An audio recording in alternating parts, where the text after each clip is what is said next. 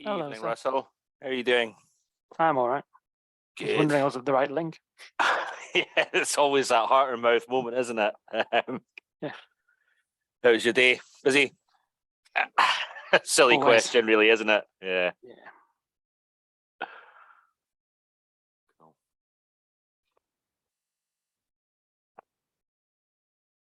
We've got 20, including yourself, signed up, so not too bad.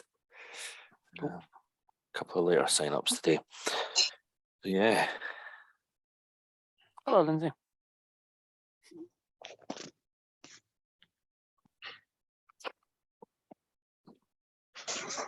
Just noticed the lights in this office are very bright. Classic kind of 80s strip lighting, I think you could say. It's not far off. Yeah, well, square lighting, I suppose, but yeah.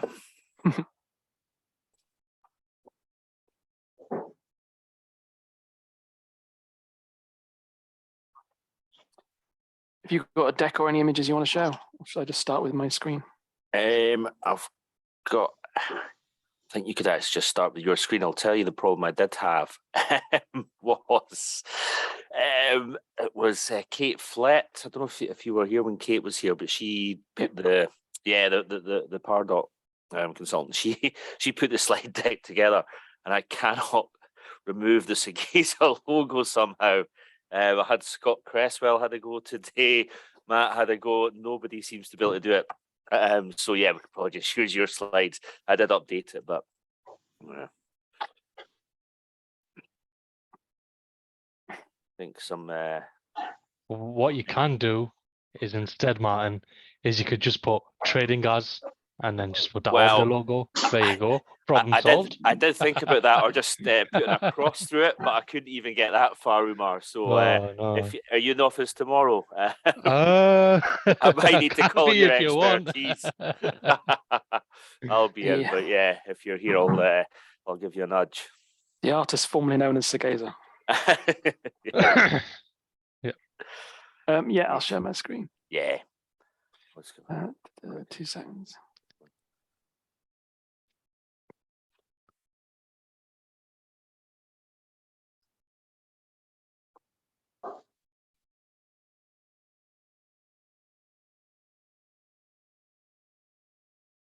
Can you see that?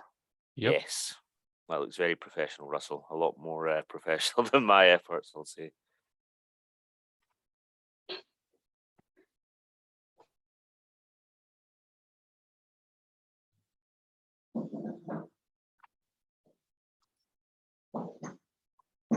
Give it a few minutes.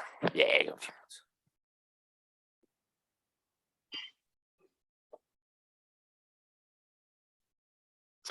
Umar, I don't want any heckling, just so you know.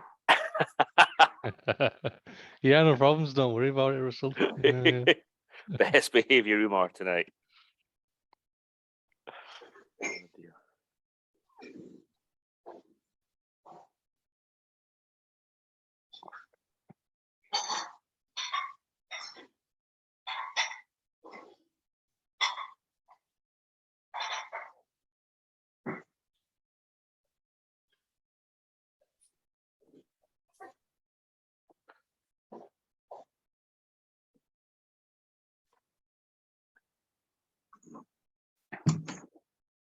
Yeah, that should be Hollyoaks finished now, so we'll get an influx.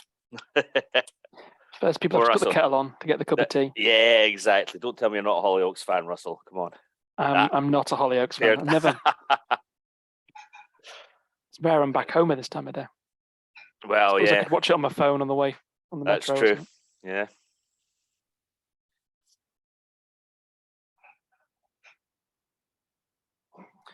Here, Neighbours is coming back if you're a Soaps fan. I did hear that as well. Yeah, there was a bit of a grand ending, and then they decided to reboot it, it would seem. I used to watch it back in the day. 5:30 after Biker Grove or Grange Hill, whatever it was. You're going back to classics now. Well, indeed, the glory days of television, Russell. It's all what is it now? Love Island and I'm a Celeb. Just a quick question. Did you have colour TVs back then? Who was that pointed at, me or Russell? Because that Both of yous. technically counts as We had the heckling wireless. Russell. Does. Yeah. And read books. You had books. I didn't have books. Oh. I could get, you know, Linda's Farm. I think Bible was as far as we got with books. Books are. I used to use tablets. Yeah, stone. Oh no, yeah. I'm talking about the electronic stuff. I'm talking about the carve it with a chisel type of stuff. Yeah. We're doing the bad Yorkshireman sketch now. I am a Yorkshireman, so it's kind of fitting. Oh, you're an import to the Northeast then? Yep, not born and bred. Oh. Mum was a born Geordie. I'm not. All right.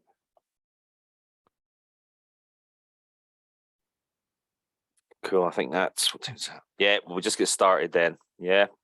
Sure. I think so. Yeah, I'll just, I suppose, welcome all. Yeah, thanks for taking the time this evening. Nice to see you all. Yeah, I suppose just a quick intro to the group. I will say actually in advance that we will be recording this, and with Russell's permission, it will go up on the YouTube channel, which is We Are Tech Meetup. You're already up there, Russell, actually. So I think you did give permission at the time. So yeah, obviously, if you don't want to appear on camera, do turn your camera off. But yeah, you'll be able to access that on the YouTube channel afterwards. Just a couple of quick words around the group itself. We're obviously an online meetup, keen to cover off a whole variety of tech topics, everything testing through DevOps, whatever it may be. So if there is something you'd like to hear about, do get in touch and we'll see if we can facilitate that. Equally, if you would like to speak, then yeah, feel free to get in touch as well with myself. So yeah, I think without further ado, I'll pass over to Russell, who I think a lot of you will know. He's quite a well-known face in the Northeast. So yeah, Russell, over to yourself. Okay, thank you, Martin. Okay, so today is a little talk about subjective reality. And I'll explain a little bit more about it as we kind of go through. But first, what I'll do is I'll introduce who I am. So if I can figure out how, there we go. Look, pretty picture. I'm wearing a different shirt today, at least, but not so dissimilar. But yeah, I'm currently the head of quality management at Apexon, formerly known as Infrastructure, formerly known as Sageza. Prior to that, I've worked at Scott Logic, Sage, AXA, and CFE, and a few other different things. You can find my LinkedIn details, my Twitter details, and my email at the bottom. I've been involved with meetups for a while, involved in the ministry testing in Newcastle, which we're going to try and bring back in the new year. I also used to run a kind of testing folks meetup to get people interested in software testing. And above all that, I do a fortnightly podcast with a few friends called the Testing Peers, which can be found on all good podcast sites. And my background is test management, testing, release management, defect management, all things around testing, if that makes sense. I'm passionate. If your sister worked for my company, this is what you should work for. Hello there. I think, Lindsay, you're not muted, so we can hear what you're saying, just so you know. Sorry about that. All right, it happens to us all. The joys of working from home and everyone being around. So yeah, so my background's in that sort of testing space. I've been involved in lots of different types of projects, from charities to kind of FTSE 100 companies and things like that. Anyway, that's the dull stuff. We're here to talk about reality. Okay, quite weird subject. Subjective reality, and reality is broken down to two kind of areas: subjective, which is your thoughts, the process around your thoughts, and objective, which is facts, things that we can collectively all agree on. And that's what the main difference is between them. An objective thing is something that we can potentially all agree upon. It's a factual truth. Subjective is something that actually your thoughts mean that you have a different opinion of, that actually can vary from person to person. Subjective reality is where we want to focus. And subjective reality is based on a few different things. It's based upon your biases, and we're going to talk about biases quite heavily. They also interact with your beliefs and your value system, which shapes a lot of your reality. And on top of that, your memories and experiences. So those three things all together kind of create your subjective reality. Because everyone's got different beliefs, different memories, different biases, it creates a slightly different reality for all of us. So that's what we're going to talk a little about. We're going to talk a little bit about beliefs, values, biases mainly. because I'm not going to talk about memories and experiences because everyone's got different memories and experiences. We'll talk a little bit about how they shape you. So the first thing is, you may remember a while back, I think it was 2015, 13, something like that. There was something that made us all question how we saw the world. Okay, and it was around color. And I would have said that we all experience color in the same way. Now, obviously, I've ignored the fact there that actually there's color blindness. So we don't. We all have different views of color because some of us have color blindness. But actually, it's worse than that. If you remember, do you remember this dress being on Twitter, on LinkedIn, on Facebook? It was everywhere. And it was a debate about what color is it? Is it white and gold? Or is it black and blue? And it actually turned out that people can be confused by color. Color, even when you're not colorblind, is actually not something we all perceive in the same way. Your eyes, an organ of our body, actually adapts that. So if something is black and white, pardon the expression, of color is something that we can perceive differently. Imagine what that means for our work, what we do for a living, testing software, building software, all these things. It clearly means that actually there's obviously a cause that we can have a different understanding of the same thing. So I want to talk about some of the challenges and some of the kind of different perspectives from software so that we can avoid some common pitfalls and common biases and common sort of belief systems that might actually cause some problems. So that's what we're going to do. So we're going to talk a little bit about cognitive science now. Okay. And cognitive science is relatively new. It's not that old in the great scheme of things. There's kind of two main sides to it, in my view. So there's the cognitive bias side. So you've probably all many of you been involved in training on cognitive biases. It's generally a way of an error unconsciously in the way that you deal with a situation, and it can cause mental mistakes, attention mistakes, memory mistakes. It was coined in the 70s, and that's really where it first kind of was talked about and discovered by Amos Tversky and Daniel Kahneman. And there is a book by Daniel Kahneman, which you can read a lot more about cognitive bias and kind of the way things go. That book's called Thinking Fast and Slow. Okay, so that's one side of it that came out in the 70s. Another side of it is cognitive distortions. Now that's a subset of biases. And it's generally around unhelpful thinking patterns. And it comes into your values and other things that kind of corrupt how you perceive situations. And it alters your reality. Now, cognitive distortions was actually noted before biases, even though it's a subset of. But actually it was founded and originally sort of noted by someone called Aaron Beck. He was the guy behind something you may have heard of called cognitive behavioral therapy, CBT. So a lot of the cognitive distortions are things that actually have quite negative impacts on your day-to-day life. Now, cognitive distortions may be slight or may be extreme. And extreme ones can cause anxiety, depression, and other problems. So there can be really negative things that cause you. Now, I should be clear to say, cognitive biases and cognitive distortions aren't our fault. None of us are actually 100% logical, rational. None of us are Spock. Okay? We all leap to things. Our brains are programmed and wired by years and years and years of genetics, environmental things that actually create some of these biases. But what we can do is learn about them so that we can try and adapt and make better decisions based on knowing what's going on. Okay, now I have a premise I want to talk about in this talk, which is I think testers particularly fall into some cognitive distortion traps quite easily.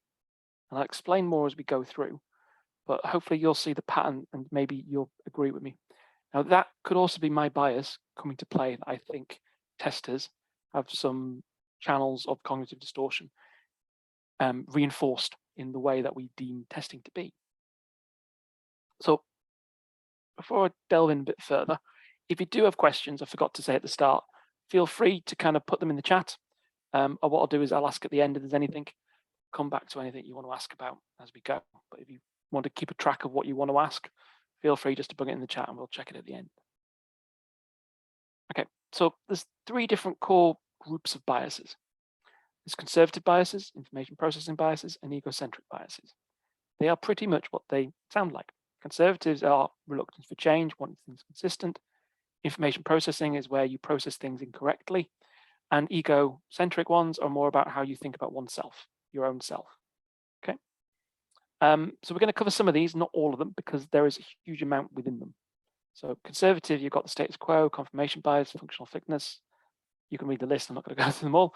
And we're going to talk about a couple of them. These are the ones you might often be aware of.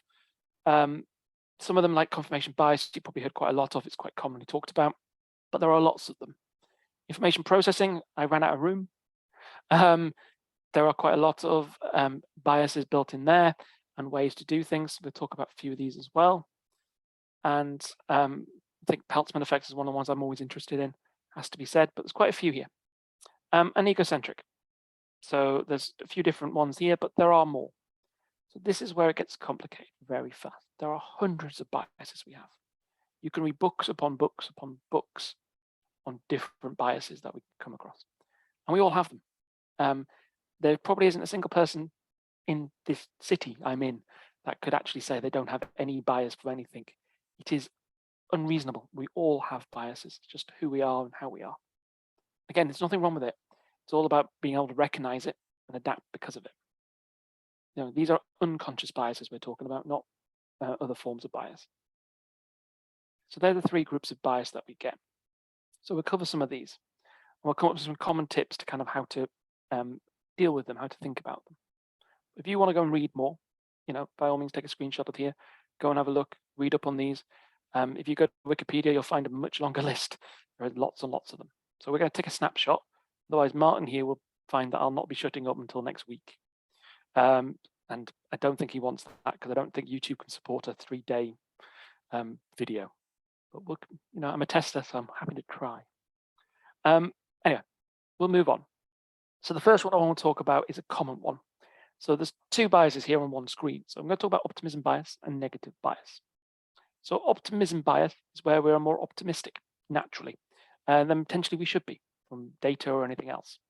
So let's say if you ask a room full of people, are they more intelligent than average of people in the room, for example, they will more likely be optimism, and they will probably say something along the lines of, yes, I am more intelligent than the average. Now, if you ask a room full of people, not everyone can be more intelligent than average in that room.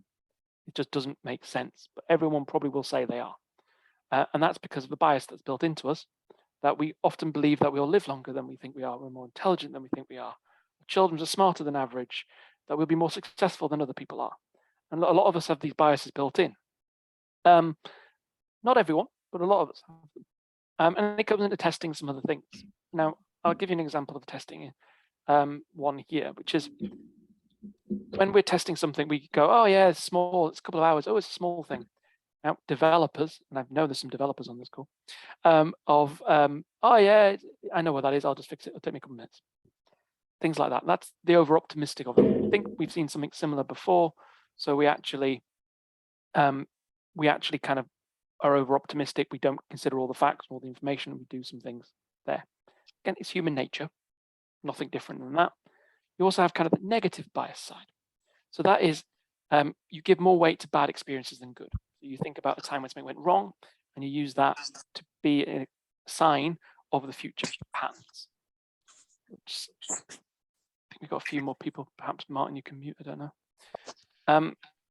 So, you know, for example, for there is something I found with bugs in. Therefore, the whole software is buggy, and we take a negative bias towards it. Now, I think testers, in particular, lean towards more negative biases. We spend a lot of our lives trying to find bugs, trying to find problems, trying to find the negative.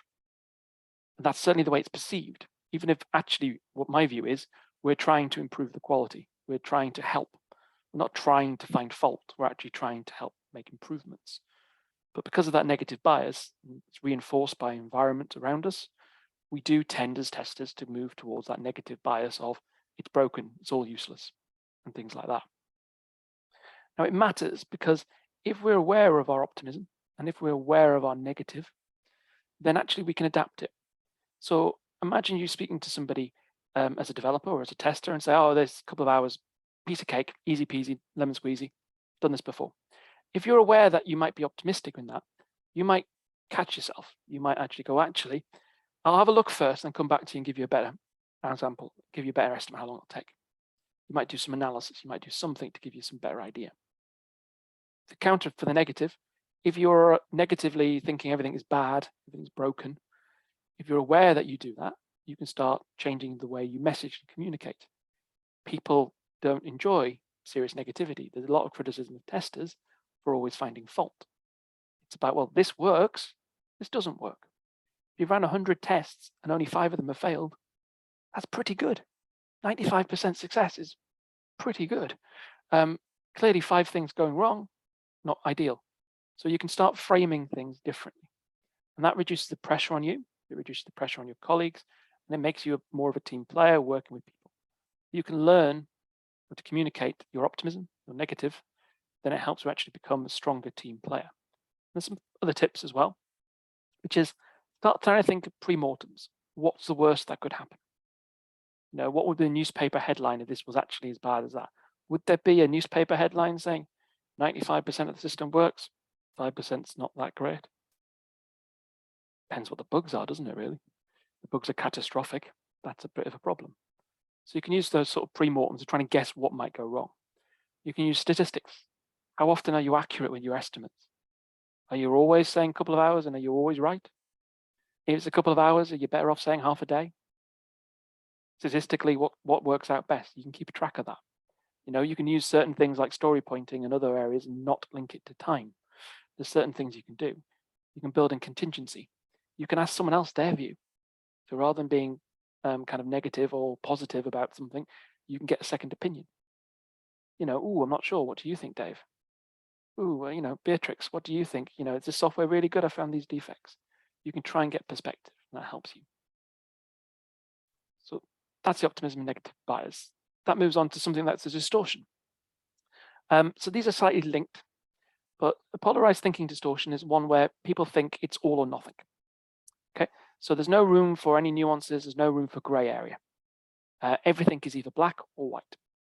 It's extremely simplification and it causes problems. So words that are often used are things like everything, everyone, never, always, nothing. Okay, and again, in testers, we are often asked to execute a test case, and we've got 2 states for it usually, passed or failed. That's pretty binary, isn't it?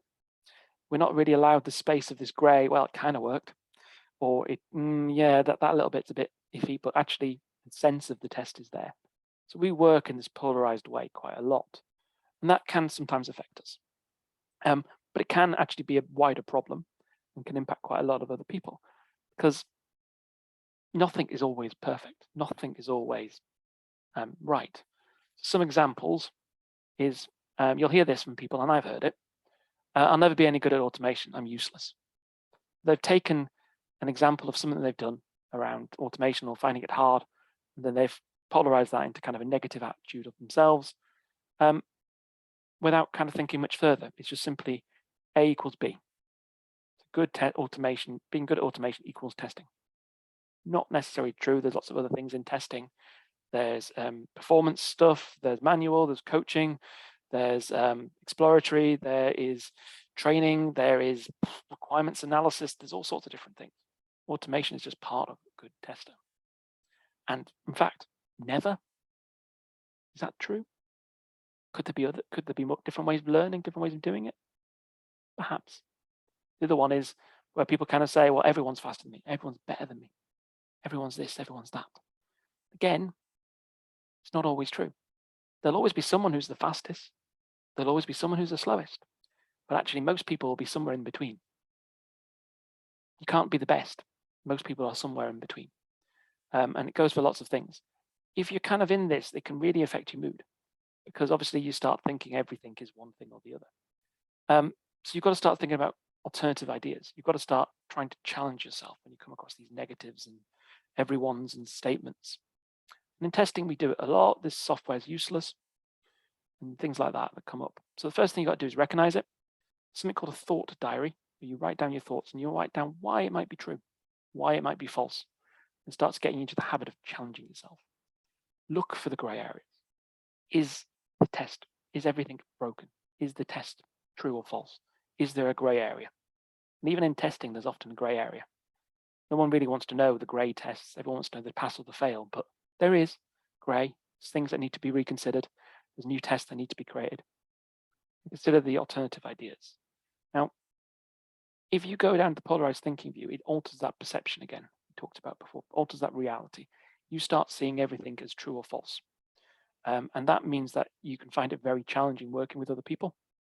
Not everyone's out to get you. Not everything is bad. All these things are kind of not true. You know, people are useless at their jobs. You might have colleagues that frustrate you. You're trying to think polarized about it. You kind of cause problems, but it's not always true. So moving on, so the bandwagon effect. So this is kind of a bias that you'll have come across as well before. It's a psychological phenomenon, probably more accurately describes it, where the uptake of ideas and basically trends increases with respect to kind of the proportion of people that are already doing it. So it could be that, you know, a cool tool is there. So I think that's one of my examples. So let's all use Cypress for automation.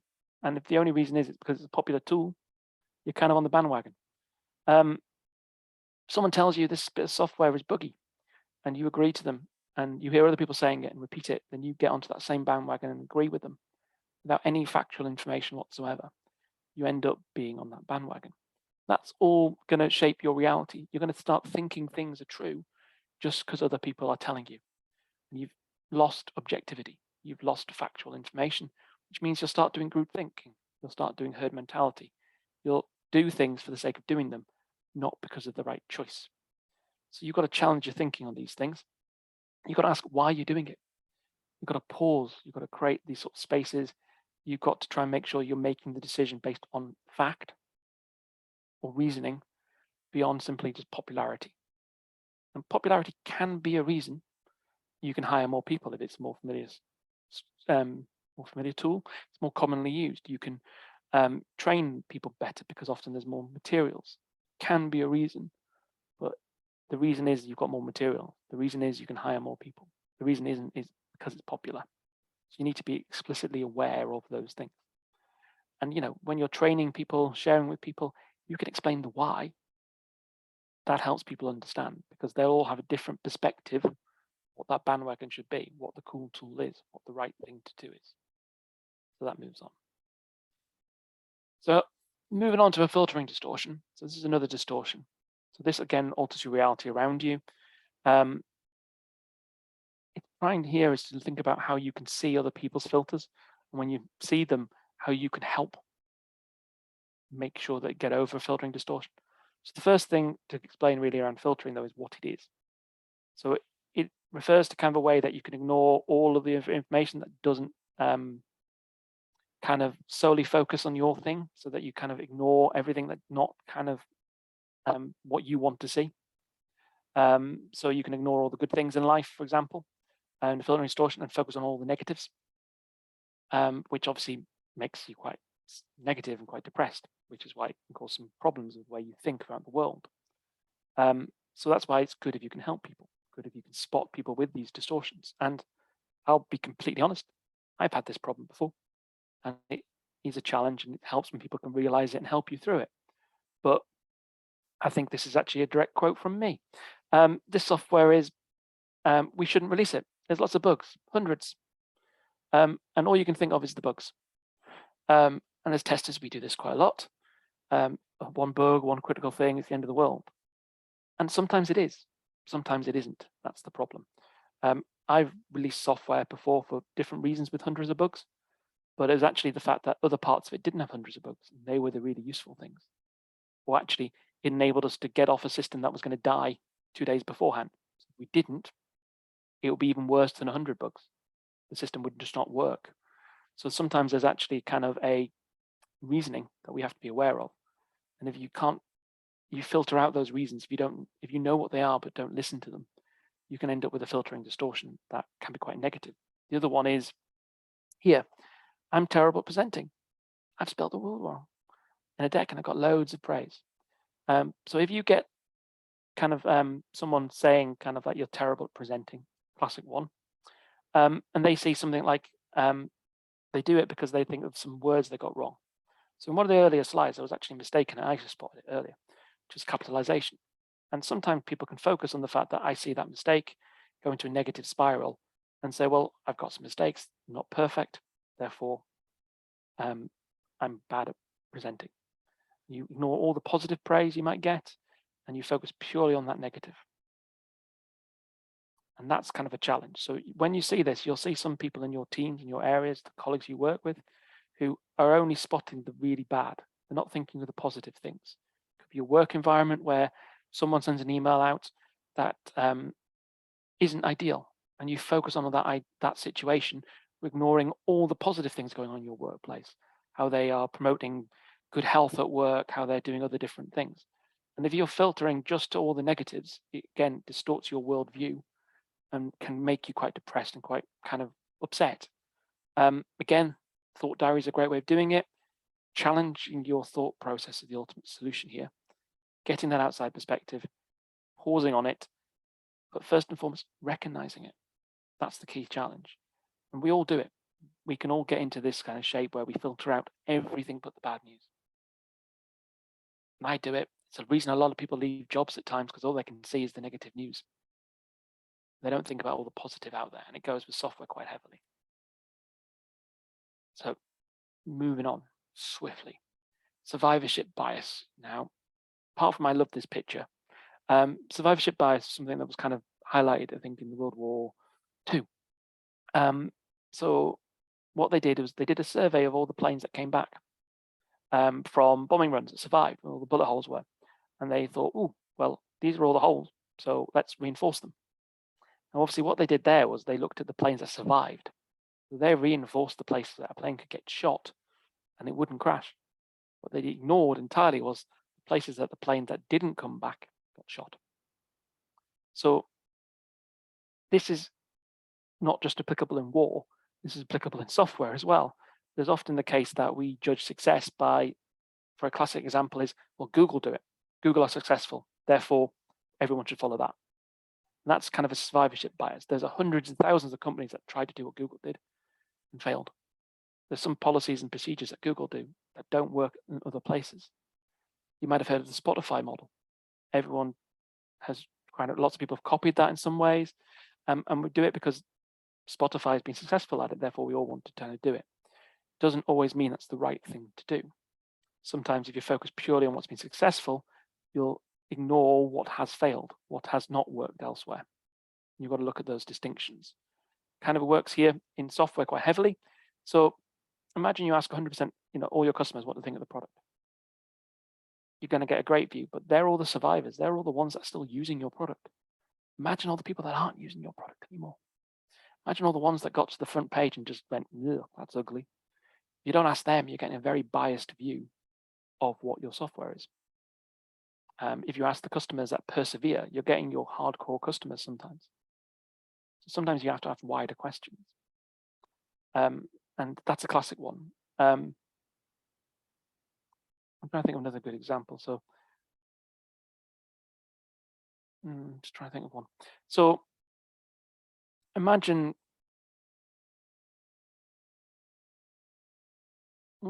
imagine there's a bug in software and you ask people about that bug. And the people that are obviously shouting about that bug are going to tell you it's the end of the world. But actually all the other people, the 100,000 people using your software, aren't shouting about it. So you fix the thing that 3 people are fixing or shouting about, not the thing that hundreds of people are using but not moaning about. Because you're looking at the wrong information. You're looking at purely who's shouting loudest, who's come back and survived, who's talking to you, not looking at the wider picture.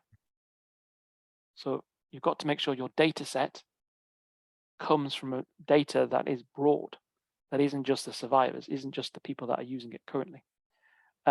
You've got to think wider about the users. You've got to think about the sort of personas of the people that you want to do and why you want to use those people.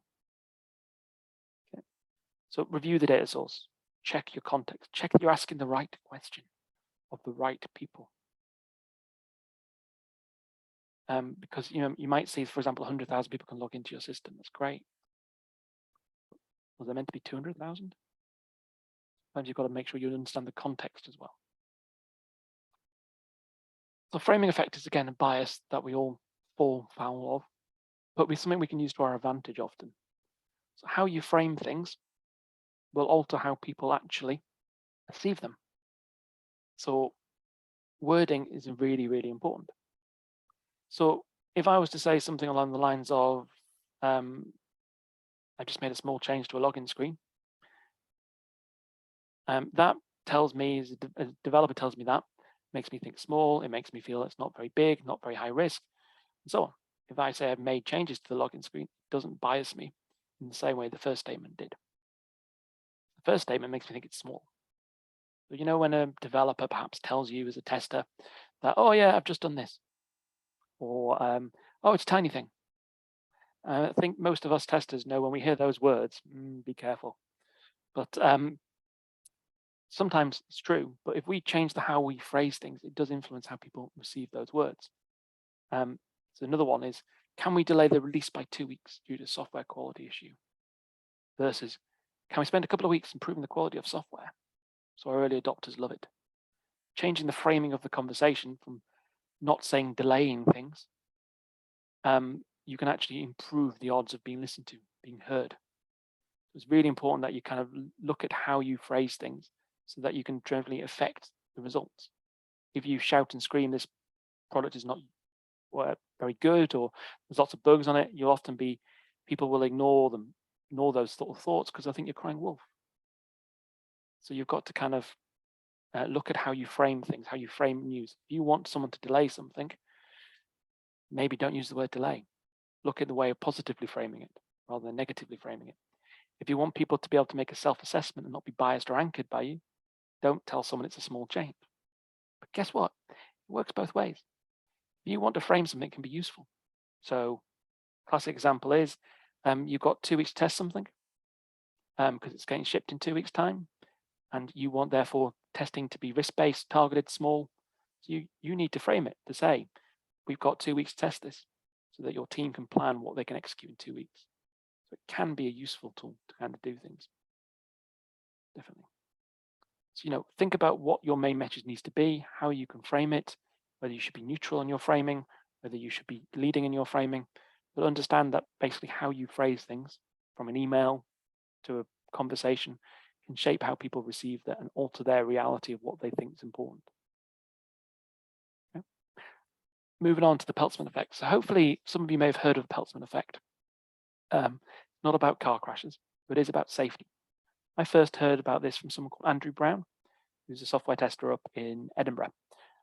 He does talks about kind of people and behaviors and some good things. I think he's got a YouTube channel, which is quite interesting to watch. But the Peltzman effect is it was kind of come from a hypothesis a while ago where people thought obviously installing seatbelts in cars would equal safety, more safe. What they found out actually in a survey was that once they installed seatbelts in cars, there was more crashes, there was more risk. And what happened is people compensated. So you put seatbelts in cars, people drive more recklessly because they believe they're safer. And same goes in software. So imagine the world where you put in more tests, automated tests. People believe it's safer, so you do less other checks, you do less exploratory. Developers release faster, so you can actually have some negative. You put another layer of testing in, therefore assume that you can cut somewhere else.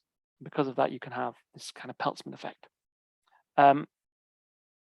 Often it's kind of seen where people think, well, actually we'll improve regression, we'll put this process in, we'll do this, and it just doesn't happen. And the answer is, sometimes you won't get the effect you want. Now, the Peltzman effect has been challenged to some degree in the past, but it's been generally proven that there is an effect. Another example of it, you'll have seen recently, is COVID. So the amount of people that when they got injected with the vaccine were much more risk averse, much more willing to go out there. But actually it didn't stop it, made it safer. But obviously, where's the tipping point between the two things, being safer and risk? And understanding that is kind of the thing, but it did change people's behaviors because they felt the risk was different now. They could do it, so they did. The Peltzman effect is quite common, but what this means is when you're thinking about, for example, putting another layer of testing in, when you're thinking about improving a process, it won't 100% improve things because people will adapt around it. That's the important part. People will adapt to the safety nets you build for them. If you build a safety net, don't expect it will catch everything. People will work around it. People will stop doing some of the things they did. Same goes for the software as it does anything else. So you have to map in risk compensation. So if you think you'll improve the rates of something catches bugs by 20%, reality is it won't be 20% because you need to factor in that people will do crazy things because you put this new process in place. So, don't assume, but human nature means we adapt to risk. We think someone's catching it somewhere else, we become more crazy. Put unit testing in and think you can do less testing later. Guess what? Doesn't always mean the same is true. So just because you have a layer of testing doesn't necessarily make things safer, which is really hard to get your head around. Generally does, but obviously people can compensate for it, so you need to be careful. So there's only a few more of these, but I can't say this one. Catastrophizing, distortion, is a one that has impacted me quite heavily in the past. I've seen testers in my teams suffer from this. So one where they missed a bug, they went to production, and they literally came to me saying, "You're going to fire me." They missed our bug that wasn't world-ending. It meant a release got rolled back. In reality, we rolled releases back occasionally anyway. We did releases quite fast and slow, so it wasn't that end of the world. We have a good release process. Spotted a problem, rolled it back in about 3 minutes. Because they made a mistake, they thought the end of the world was going to be there. I've seen it when people have thought that they're going to be late for work, so they've called in sick, or because they're scared that if they turn up late, that will be the end of the world. Someone will yell at them, someone will contain them. Same goes for kind of people that kind of think because they hear their boss being abrupt, they must hate them. They must be useless at what they do. Because obviously the boss has been rude or being abrupt or thinks they're not very good. That anger that's come from somewhere, they use to mean that they're not good at their job. And it can be simply because the boss had a bad day. It can be because they're human beings. It can be because it was a bit silly what you said, but it doesn't mean it's right for the boss to be abrupt, but it doesn't necessarily mean they hate you. You've jumped to the catastrophe there, rather than they think what you said was a bit silly. You think hate. And obviously that can spiral, and that can be very negative to people. It can cause upset. So it's good to look out for people that have this sort of distortion. You can help them. So you can contribute to making them healthier, safer. You can see where things are going on. You can be their peer, be their line manager, but you can see people sometimes when they kind of fear things. And obviously you want to create a culture where it's not a fear. You want to create a culture where people don't feel like this, but the reality is people distort information. Doesn't mean that you have created a bad place to work at times. It may mean that, but it may just mean that this person sometimes suffers from catastrophizing situations. I've dealt with this, I've had friends have dealt with this. Some people jump to the extremes. So your question is to recognize it, to help them, to build a supportive environment, to reach out. Because if their reality is this, their productivity is going to drop, their faith, their trust, the quality of their work is going to drop. So if you can help them, then you're more likely to create a better place to work, a happier employee. And by spotting it, you can do these things. This one causes severe depression, anxiety, often a lot of pessimism. And we at times as testers do get yelled at for missing a bug. How many times have you seen an email, how does this got missed? And if that was abrupt at the same time, you can kind of see how sometimes people jump to conclusions. And obviously as leaders, sometimes we have to make sure that we can frame things, stay calm, because what we do does influence others. Sometimes others are influenced even if we're the nicest, politest, friendliest things. I've had one person that missed a bug on IE11 and was scared. It was like, oh my God, how did I miss that? IE11, oh my God. And I said to him, well, is IE11 in our test strategy? No. Well, that's probably why you missed it then, because you weren't meant to test it. The strategy was probably not quite right. Who wrote that? They point at me. Yeah, I made that mistake. It's not the end of the world. You're not going to get fired. Nothing's gone wrong. It's not your fault. We didn't spot something that wasn't important. Now it's turned out to be important. Whoops. Sorry. It happens. We all agreed it wasn't in the strategy to do IE11 because it was, they wanted to do edge instead. It just happens. Sometimes people do jump to conclusions and you've got to help them. And it can be hard. So the other things to do to support that. So this is where I actually mentioned CBT itself, so cognitive behavioral therapy. It is very hard to help people who have this kind of distortion naturally. So professional help is something I'd recognize. But one of the first things is if you do this yourself on this call, recognize that bad things happen for no real reason. Mistakes are made. We're all human. Someone crosses the road in front of us, not because they hate us, just because they were crossing the road. That person ignored us, not because they dislike us, but because they were listening to music or they were in their own world. Consider the alternatives.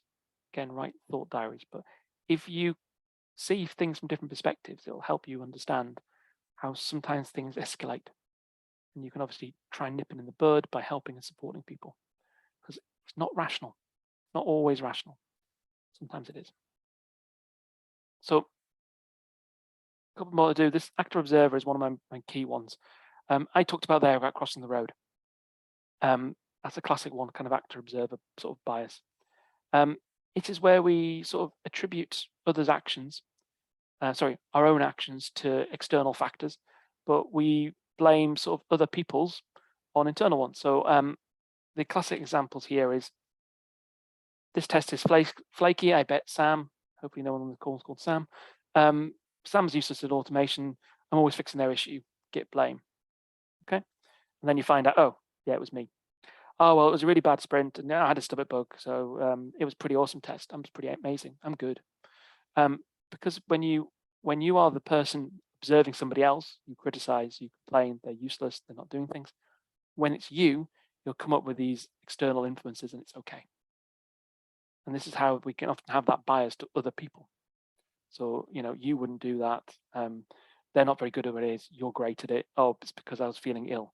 You can attribute those actions because of other situations, but you can't think someone else might have been having an off day. Someone else was maybe ill when they wrote that.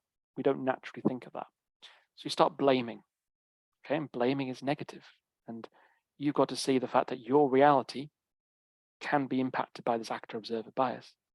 It's very similar to a self-serving bias, where you tend to kind of give credit to yourself for successes and give blame for failures to everyone else. But it's about spotting your flaws, spotting the fact that actually give someone a break, give them a little bit of room, try and solve what the problem is. Why is it flaky? Ask Sam. Maybe Sam isn't great at automation. Maybe by asking that question to Sam, you can show him something or her something that will help or make them better. So rather than actually attributing blame at all, maybe it's an opportunity to help. We all do it. I'm not going to pretend we don't. Try and be that less judgmental person. And remember that you don't see the full picture. You only see what you think you see. Okay. So I'm going to quickly move on to sunflower management distortion. So this one impacts me heavily. And if you're a leader at all, you'll probably become aware of it. So those that know, sunflowers follow the sun. Okay. As they grow, they're kind of, the heads face the sun always. That's why they're always facing the same direction wherever you see them in a field. And this is one where basically there's always consensus around the senior person, their opinion. So everyone follows the leader. Okay.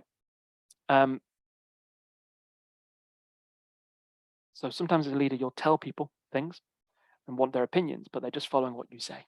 They'll do what you do. This is the one that's happened to me again. I'm ahead of testing. I must be right. Therefore, they do whatever I say. Even they don't challenge me. They don't do anything. And I have to try and actively find ways to get them to give me their opinion. Sometimes that is by not giving my opinion first. But that creates different reality. So if I just gave my opinion, then asked everyone to agree or disagree, a lot of times you'll find everyone just agrees. That's not going to create a good reality for me. It's going to distort my world. Everyone thinks I'm amazing. Guess what? I'm not amazing. I'm just average. Maybe below average, who knows? There's another one. I love agile. So that everyone will come speak to me about kind of way of doing things. Oh, it must be an agile way. Now, I think agile is a great way of doing things, but I'm also of the opinion that it's not always the right thing to do in every situation. Depends on the context.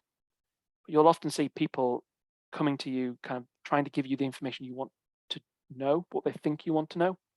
And it's bad.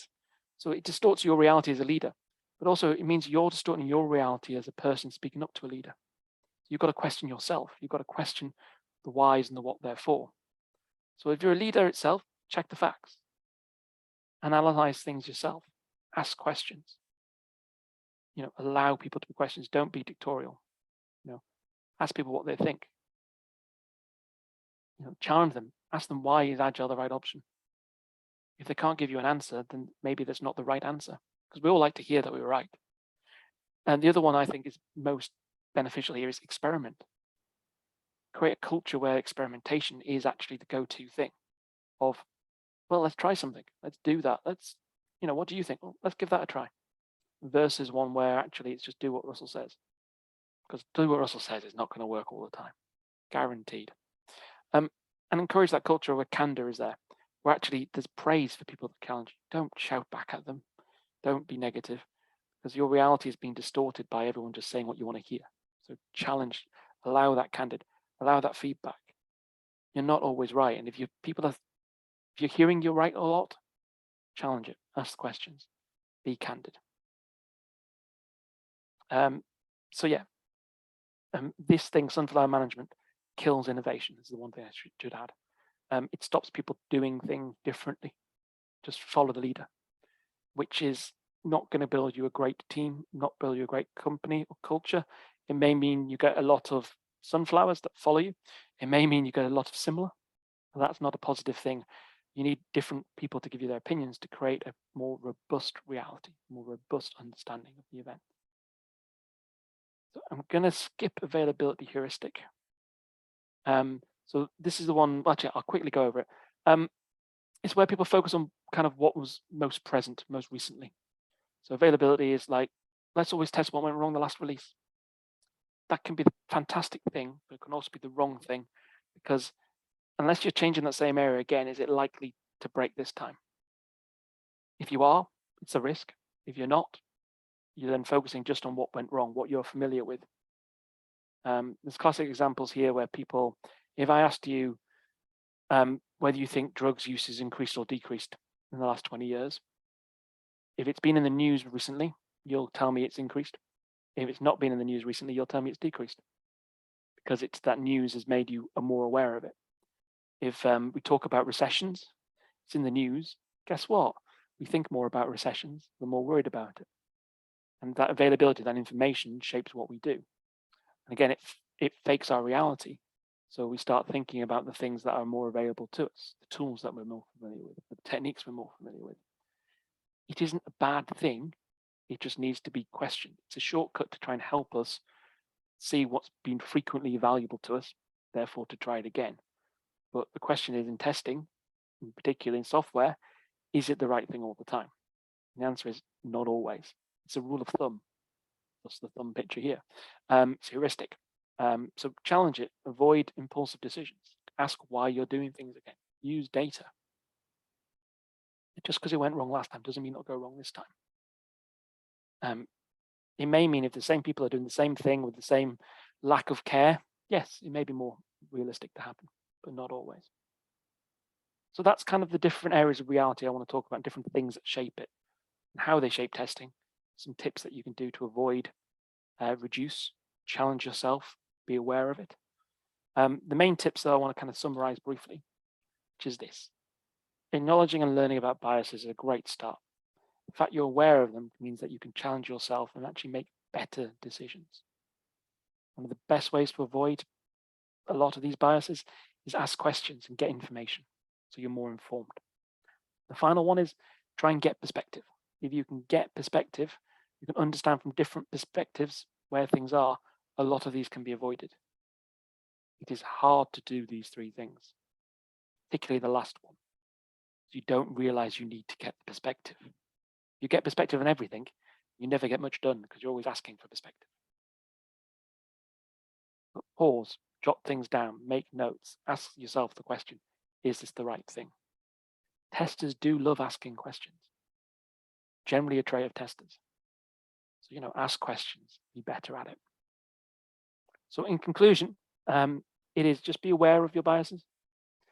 Be aware of how they shape and react around your things. Be aware of how your distortions, your past, your memories, the way you work can impact your reality, how that impacts the people around you, the projects you're on, the quality of your work. And if you're aware of these things, you can improve all those aspects. That was it. So any questions? I see something in chat, so that may be a question.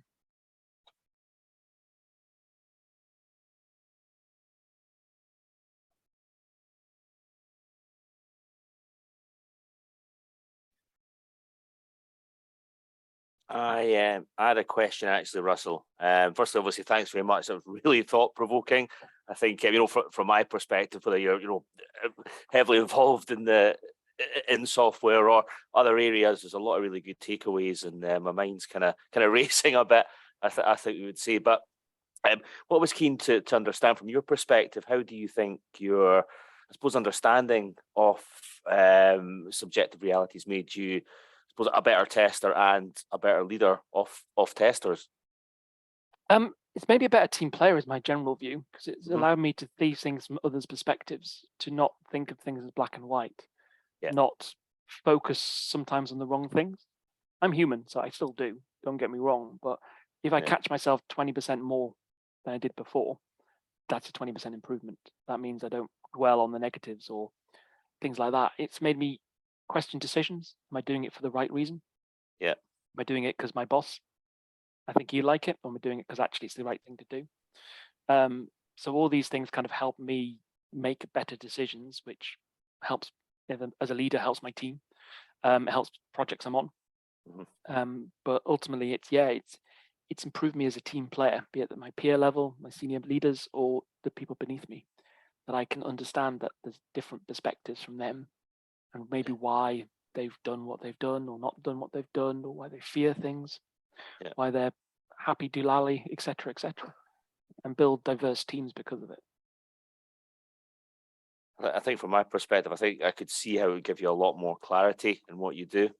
I suppose I don't know. I don't know if it's just your voice, Russell, but it might be a sense of calmness might accompany that as well. I mean, obviously things could be very stressful for yourself, especially when releases are nearing. But do you find that you're maybe a bit calmer about things that come up, challenges, situations, that type of thing, because you've got a better or more clarity, really? More often, yes. I'm also kind of aware that software isn't life and death in most cases. Certainly, most of the things I've done. That's also given me perspective. There were times in my life that software defects, not getting to releases and all the rest of it would drive me into a cold sweat and panic and all the rest of it. And kind of, I would see other people being successful and worried that I couldn't be, and things. So yeah, it does kind of impact those things. It has helped me chill out a lot more, be less stressed. But I'm human. I still have stresses when projects are going awry and so on. But it's just trying to kind of pause a little bit. Is it valid? Is it sensible? Is there a better choice to be made here? Yeah. I suppose on that top or that point as well, for maybe people that are a bit newer to software, I don't know if that, having an understanding of this might actually help them on their journey a bit. And I don't know, do you wish you had this 20 years ago? And I don't know if I'm being kind with 20 years when you started. I wasn't in testing 20 years ago, but I would happily have, I would have been a better person if I'd been able to think about kind of reality differently and think about how different people perceive things differently and not think everyone was kind of me. It would have allowed me to work better with different individuals that I found it hard to work with at times. It would allow me to kind of be more resilient at times. It would also have allowed me to realize that when my thought patterns, my ways of thinking were actually causing more problems than they were helping, and then allow me to kind of get the help to challenge them. Because challenging your thought process is not easy. It is not something you click your fingers to. It's something that you have to work hard at. And even then you see small improvements, not radical change. There's a question here from Liberated Tester, Ganesh, around the sunflower scenario. So when you've got bosses who don't want to really hear your opinion, I'm guessing, and they can get offended by kind of suggesting things, experiments, and things like that. If I'm honest, if you've got bosses that get offended by suggesting experimenting, trialing things, challenging kind of questions, think about the framing bit. is there a way you can frame your idea differently so that it's less confrontational to them, their views, their mindset? But also think about, is that a boss you want to work with? To be quite honest with you, I'm going to be brutal. If you've got someone that doesn't like to be challenged as a leader, then I would question whether they're a good leader.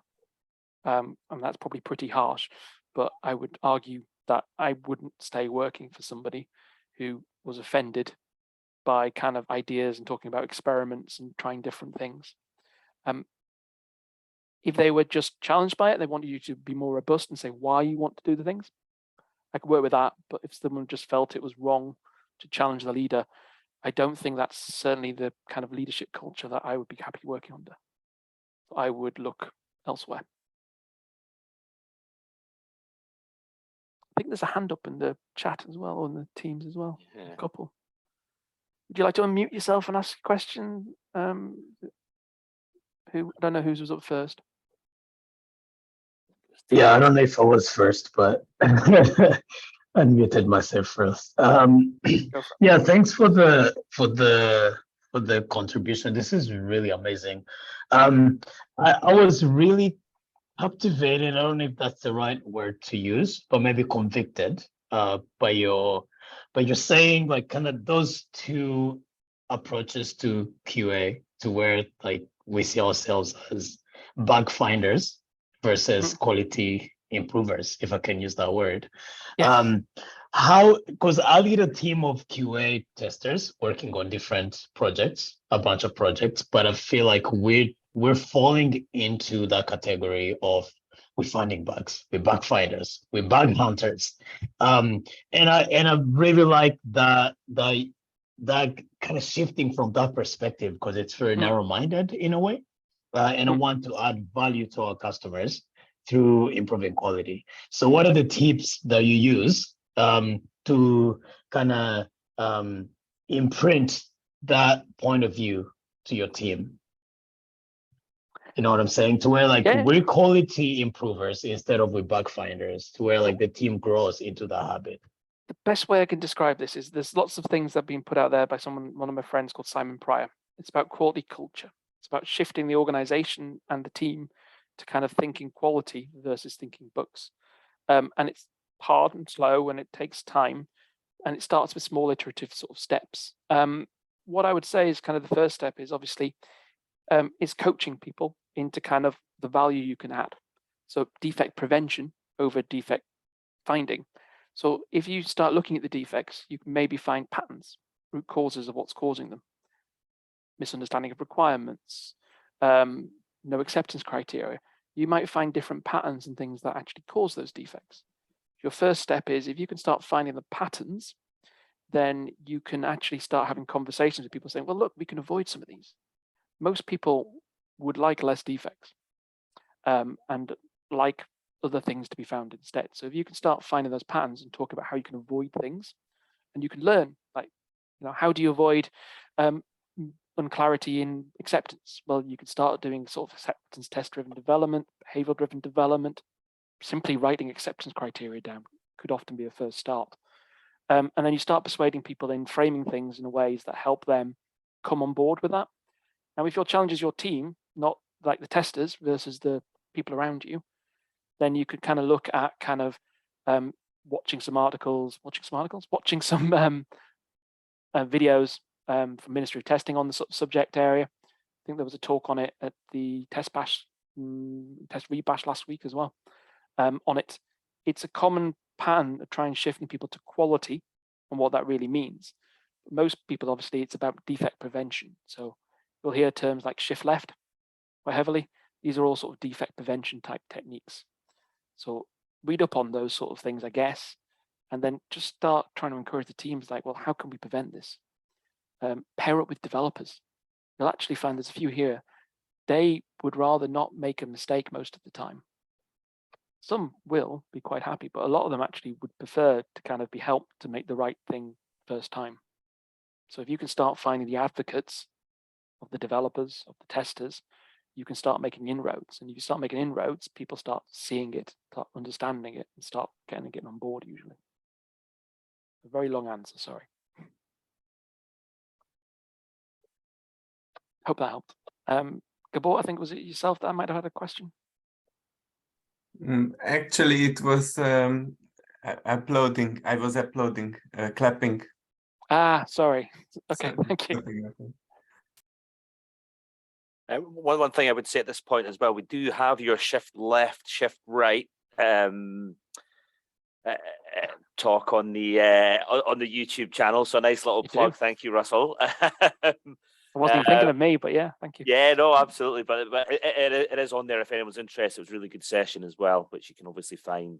It's on the meetup page as well there. Does anyone have the question? Other comments? Doesn't have to be a question. Is there things you disagree with? Things you maybe struggle with yourself, perhaps? I'm always interested in learning too.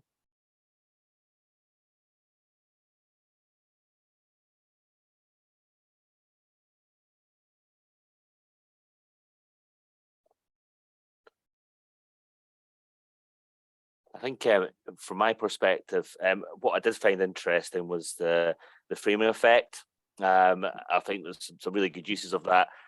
I suppose especially people who are working with clients, certainly. I think, but when I thought about it, I think what could, or I almost find could be a little bit dangerous about it, is people think you might be glossing over the issue. I know I do get it's the way that you deliver it, and I suppose the wording you use, but I suppose it's in essence it is two ways of saying the same thing, if that makes sense. Yeah, the words you use are powerful. Human brain interprets the words you use, and it can mean they ask questions. It can mean they don't ask questions because they trust you. It depends. It can be done to get what you want. It can be done to avoid things. There's trust things around it. But if you want something, learn how to frame it in a way that's more likely to get the other person to agree. So if someone is more interested in, for example, the bottom dollar, then frame it in a way that they're interested in, that you save the bottom dollar, you save them money. Like bug prevention. Well, actually, testing is expensive. If we do this lower, that prevents as much testing later. We're still doing testing, but you'll find out your issues earlier, and that will prevent rework, which is even more expensive. You frame it in a way that actually will tie into the person you're talking to. Yeah. If you're talking to a CEO, they have different concerns to if you're talking to a tester.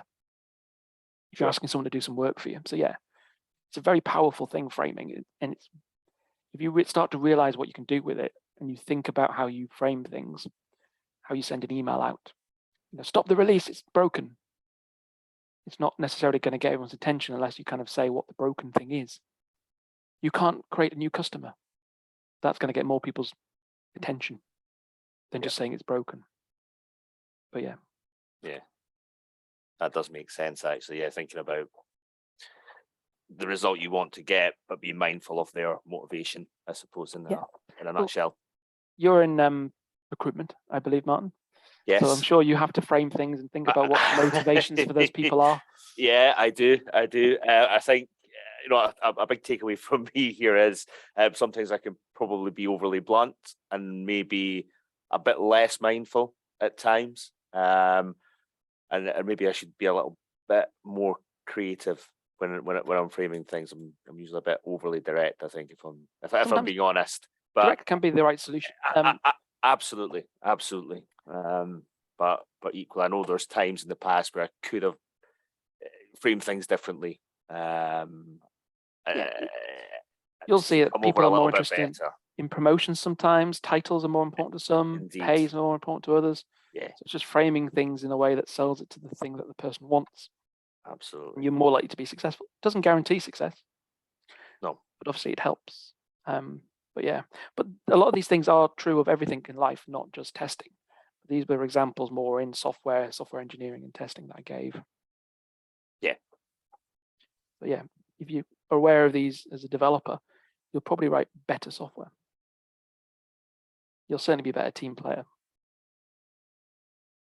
Yeah. Sorry, I don't know if I can ask. Maybe I'm kind of thinking about the communication, because I feel like for me it comes down to communication, kind of like the way you communicate things. But I found that in my experience of this, I don't know if everyone on the call I would identify with this, but for me, it comes down to different cultures, like who, which culture is the person you're talking to, where are they coming from, basically. And I've found that some people, some customers, at least of ours, come from like a direct culture, let's say like the American culture, where they're like, hey, this is terrible, tell your team to do better. And I'm coming at it from a perspective of like, I don't want to bash the quality of your software, but I want to give you some positive feedback and all that. So I guess my question, and maybe I'm thinking out loud, is like, how do you approach that? From like, you're approaching different, you want to be positive, you want to put a positive spin on the thing you're communicating, but you also want to bring in mind the other person receiving it, the way they will want to receive it as, maybe they like it blunt, but like you don't want to be overly negative. So how do we approach that? So it's an important fact, because obviously what does make up the subjective is your memories, your beliefs, your values. Your culture is going to impact your beliefs and values generally, and often a lot of your experiences. So it's going to impact those two areas quite heavily. And it does impact your biases too. But it does. So again, it's kind of, I look at it from the kind of the actor-observer bias. Try and look at it from the other person's perspective, try and give everyone the benefit of the doubt, try and be reactive of it first and foremost. But to the framing side of things we talked about there, where you frame things based upon trying to get success. So if you know someone's more command and control, you give them more of an appearance that they can make a decision. If you know someone is more of a passive and doesn't want to make a decision, then you give them options and you tell them which one you prefer. So you can kind of use your knowledge of culture to kind of help you tweak and change things and challenge things. Some cultures are very blunt and direct. Some cultures are very not going to ask a single question. Ultimately, it's trying to get to the reality that provides the best outcome for whatever the situation is for you, ideally. So you've got to be aware of those memories and experiences, those beliefs, those cultures. But in reality, it's still trying to, oh God, I use the reality too often in that sense. In the end, you need to kind of adapt to that situation. You understand that some people will, I think testers have a more negative bias because they're finding bugs and all that sort of world that we see the problems. I would argue that developers often have the optimism bias a lot more. Oh, it'll be done in 10 minutes. Or, yeah, I've finished. It's done. Is it done? No, just they've done their things. Things like that happen. And that's framing again sometimes. So I think it's about being aware of what beliefs are, being aware of cultures. That's a whole talk in itself. And then adapting the situation to it, be aware of the cultures that put more blame on themselves, are more self-critical, be aware of the more cultures that are outspoken. So, I think I gave an example where criticize someone for flaky tests. It's much more likely someone who is more outspoken is going to verbalize that, not just think it. Whereas someone who's from another culture might not even think it, because naturally they don't blame anyone. They go from a blameless culture. So these things do impact things differently based upon the culture. How do you tackle it? Awareness, adapting, asking questions again, putting yourselves in their shoes, trying to understand their culture, what drives them, what motivates them, how they work differently. And if you are kind of the person that can kind of look from both sides, you'll end up being much happier and they'll end up happier. Ask them about their culture, try and understand things. You can find that actually a lot of people are very similar. They're just shy to start with. So I don't know if that answers your question at all, but it is a challenge. It's clearly there in this multicultural society we live in and work in. People on this call, people from around the world can join it. It could be anywhere on this call. It doesn't have to be Sunderland. It doesn't have to be Newcastle. It doesn't have to be England even. So it's one of those things that now we are in this subjective mix hot pot. So it does mean that we need to be more careful. We just need to be more considerate, I think is the best way I can describe it. Yeah, the answers are well. Thanks. One question came to my mind, if I may. Yeah. So in this case, by flaky test, you meant that the test was not concretely described enough, the test steps, or? Okay, so flaky test was meaning it sort of intermittently worked. Sometimes if I ran it 5 times, it would work 2 times out of 5. So the But test this was giving inconsistency.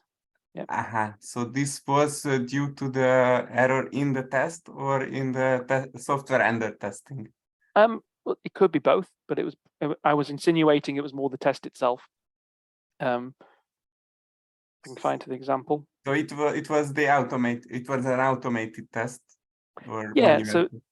it was an automated test. There you go. I see. Where it worked sometimes, didn't work other times. So that meant when it failed, someone had to go in and check why it failed. Someone had to go and make it more resilient. So for example, maybe it was the page load and it was trying to check before the page had fully loaded. So depending on the performance of the web app, depending on how quickly it would load, so it would work. So maybe the fix was changing the type of command in Cypress to make sure the page had loaded first. So it makes it more resilient. Thank you. Yeah. Well, if there is any questions, I think at the very start or very early on, I'll make you all sick by going through it. My connect details are on here. So if you see this on the video later, you'll be able to find them. Feel free to reach out. Always happy to help people, answer questions, talk about testing. But thank you very much, everyone. Fabulous. Thanks very much, Russell. Really, really great session. So yeah, obviously, as Russell says, those are his details if you want to reach out. We are, I suppose, just a quick plug before we go. We're obviously planning some We Are Techs for next year again. We've got Chris Wraith to book in for January. He'll be speaking around Kubernetes. But again, we're an open group. It'd be great to hear what people would like to hear about. So do feel free to get in touch. You can message me directly over Meetup or indeed on LinkedIn. Cool. So have a fabulous evening, everyone. Thanks again for coming and supporting us. And yeah, once again, massive thanks to Russell. Thank you, everyone. Appreciate the questions. Cheers, everyone. Bye-bye. Cheers. Bye-bye. Thank you. Bye-bye.